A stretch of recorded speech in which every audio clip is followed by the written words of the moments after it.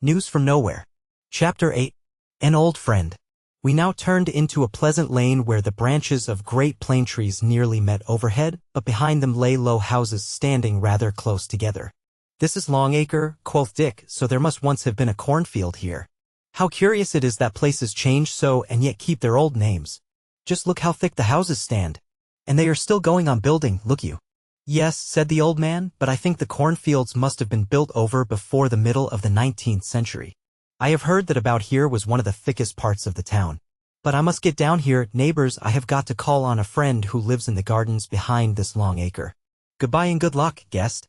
And he jumped down and strode away vigorously like a young man. "How old should you say that neighbor will be?" said I to Dick as we lost sight of him, for I saw that he was old and yet he looked dry and sturdy like a piece of old oak, a type of old man I was not used to seeing. "Oh, about 90, I should say," said Dick. "How long lived your people must be?" said I. "Yes," said Dick, "certainly we have beaten the 70 of the old Jewish proverb book. But then you see that was written of Syria, a hot dry country where people live faster than in our temperate climate. However, I don't think it matters much so long as a man is healthy and happy while he is alive. But now, guest, we are so near to my old kinsman's dwelling place that I think you had better keep all future questions for him." I nodded a yes, and therewith we turned to the left and went down a gentle slope through some beautiful rose gardens laid out on what I took to be the site of Endell Street. We passed on, and Dick drew rein an instant as we came across a long straightish road with houses scantily scattered up and down it. He waved his hand right and left and said, "Holborn that side, Oxford Road that." This was once a very important part of the crowded city outside the ancient walls of the Roman and medieval burg. Many of the feudal nobles of the Middle Ages, we are told, had big houses on either side of Holborn. I dare say you remember that the Bishop of Ely's house is mentioned in Shakespeare's play of King Richard III, and there are some remains of that still left. However, this road is not of the same importance now that the ancient city is gone, walls and all. He drove on again, while I smiled faintly to think how the 19th century, of which such big words have been said, counted for nothing in the memory of this man who read Shakespeare and had not forgotten the Middle Ages. We crossed the road into a short narrow lane between the gardens and came out again into a wide road on one side of which was a great and long building, turning its gables away from the highway, which I saw at once was another public group. Opposite to it was a wide space of greenery without any wall or fence of any kind. I looked through the trees and saw beyond them a pillared portico quite familiar to me, no less old a friend, in fact, than the British Museum. It rather took my breath away amidst all the strange things I had seen, but I held my tongue and let Dick speak. Said he, "Yonder is the British Museum where my great-grandfather mostly lives, so I won't say much about it. The building on the left is the museum market, and I think we had better turn in there for a minute or two, for Greylocks will be wanting his rest and his oats, and I suppose you will stay with my kinsman the greater part of the day, and to say the truth, there may be someone there whom I particularly want to see and perhaps have a long talk with." He blushed and sighed, not altogether with pleasure, I thought, so of course I said nothing, and he turned the horse under an archway which brought us into a very large paved quadrangle with a big sycamore tree in each corner and a plashing fountain in the midst.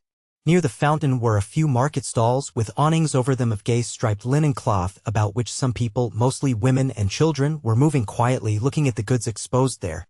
The ground floor of the building round the quadrangle was occupied by a wide arcade or cloister whose fanciful but strong architecture I could not enough admire. Here also a few people were sauntering or sitting reading on the benches. Dick said to me apologetically, "Here as elsewhere there is little doing today. On a Friday you would see it thronged and gay with people, and in the afternoon there is generally music about the fountain. However, I dare say we shall have a pretty good gathering at our midday meal." We drove through the quadrangle and by an archway into a large handsome stable on the other side, where we speedily stalled the old nag and made him happy with horse meat, and then turned and walked back again through the market, Dick looking rather thoughtful as it seemed to me. I noticed that people couldn't help looking at me rather hard and considering my clothes and theirs. I didn't wonder, but whenever they caught my eye they made me a very friendly sign of greeting. We walked straight into the forecourt of the museum where, except that the railings were gone and the whispering boughs of the trees were all about, nothing seemed changed. The very pigeons were wheeling about the building and clinging to the ornaments of the pediment as I had seen them of old. Dick seemed grown a little absent, but he could not forbear giving me an architectural note and said, "It is rather an ugly old building, isn't it? Many people have wanted to pull it down and rebuild it, and perhaps if work does really get scarce we may yet do so." But, as my great-grandfather will tell you, it would not be quite a straightforward job, for there are wonderful collections in there of all kinds of antiquities, besides an enormous library with many exceedingly beautiful books in it. And many most useful ones as genuine records, texts of ancient works and the like, and the worry and anxiety, and even risk there would be in moving all this has saved the buildings themselves. Besides, as we said before, it is not a bad thing to have some record of what our forefathers thought a handsome building. For there is plenty of labor and material in it. I see there is, said I, and I quite agree with you. But now hadn't we better make haste to see your great-grandfather? In fact, I could not help seeing that he was rather dallying with the time. He said, yes, we will go into the house in a minute. My kinsman is too old to do much work in the museum, where he was a custodian of the books for many years, but he still lives here a good deal. Indeed, I think, said he, smiling, that he looks upon himself as a part of the books. Or the books a part of him, I don't know which. He hesitated a little longer, then flushing up, took my hand, and saying, come along, then, led me toward the door of one of the old official dwellings.